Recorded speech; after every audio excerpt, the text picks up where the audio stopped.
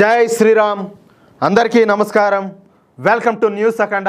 నేను మీ కస్తూరి శ్రీధర్. మిత్రులారా, మన భారతదేశ చరిత్రలో సువర్ణాక్షరాలతో లిఖించదగ్గ గొప్ప వీరుడు, మరాఠా సామ్రాజ్య స్థాపకుడు ఛత్రపతి శివాజీ మహారాజ్ గారి ఘనకీర్తి ఇప్పుడు అంతర్జాతీయ స్థాయికి అయితే చేరింది. ఇరు దేశాల మధ్యన ఉన్నటువంటి సాంస్కృతిక బంధాన్ని, భారత్ ఇజ్రాయెల్ స్నేహాన్ని మరింతగా బలోపేతం చేసే విధంగా ఇజ్రాయెల్లోని ఒక ప్రముఖ నగరంలో ఛత్రపతి శివాజీ మహారాజ్ గారి భారీ విగ్రహాన్ని అయితే ఏర్పాటు చేయబోతున్నారు. చూడండి, ఒక హిందూగా ప్రతి ఒక్కరు కూడా గర్వించాల్సినటువంటి న్యూస్ ఇది. ముంబైలోని ఇజ్రాయెల్ కాన్సుల్ జనరల్ అయినటువంటి యానివ్ రేవాచ్ ఈ చారిత్రక నిర్ణయాన్ని అయితే అధికారికంగా ప్రకటించారు. శివాజీ మహారాజ్ పట్టాభిషేక దినోత్సవం అంటే శివరాజ్యాభిషేక్ దిన్ సందర్భంగా ఇజ్రాయెల్ ప్రభుత్వం ఈ కీలక ప్రకటన అయితే చేసింది. ముంబైలోని Israel consul general Yaniv రేవాచ్ Maharashtra ముఖ్యమంత్రి అయినటువంటి మన దేవేంద్ర ఫడ్నవీస్ ను కలిసి ఈ ప్రతిపాదనను వివరించగా ముఖ్యమంత్రి అయినటువంటి దేవేంద్ర ఫడ్నవీస్ గారు వెంటనే దీనికి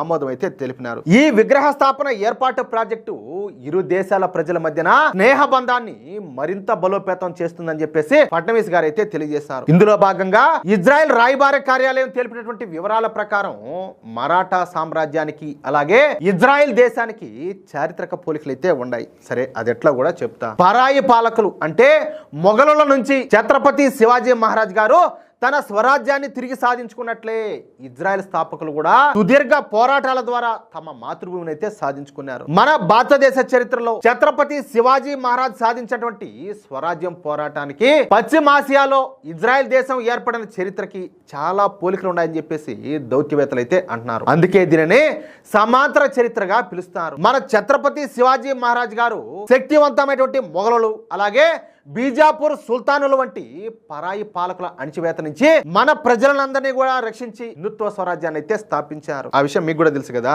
మన ఛత్రపతి శివాజీ మహారాజ్ గారి సైన్యం మొఘల్ సైన్యంతో పోలిస్తే చెప్పాలంటే చాలా చిన్నది. అయినా సరే గెరిల్లా యుద్ధ వ్యూహాల ద్వారా బలవంతులైనటువంటి శత్రువులను అయితే ఓడించారు. పరాయి పాలకుల పాలనలో నలిగిపోయేటువంటి స్థానిక సంస్కృతి, భాష అలాగే మన సాంప్రదాయాలకు శివాజీ మహారాజ్ గారు మళ్ళీ జీవం పోసినారు. భవిష్యత్తు రక్షణ కోసం మన ఛత్రపతి శివాజీ మహారాజ్ గారు వందలాది కోటలను అయితే నిర్మించారు. భారతదేశపు మొట్టమొదటి ఆధునిక నౌకాదళాన్ని నిర్మించినటువంటి ఘనత కూడా ఆయనదే. ఈ విషయాలన్నీ కూడా కేవలం నేను మాత్రమే చెప్పడం లే, సాక్షాత్తు ఇజ్రాయెల్ రాయబారే ఈ విషయాలను మీడియాకంతా కూడా వివరించినారు.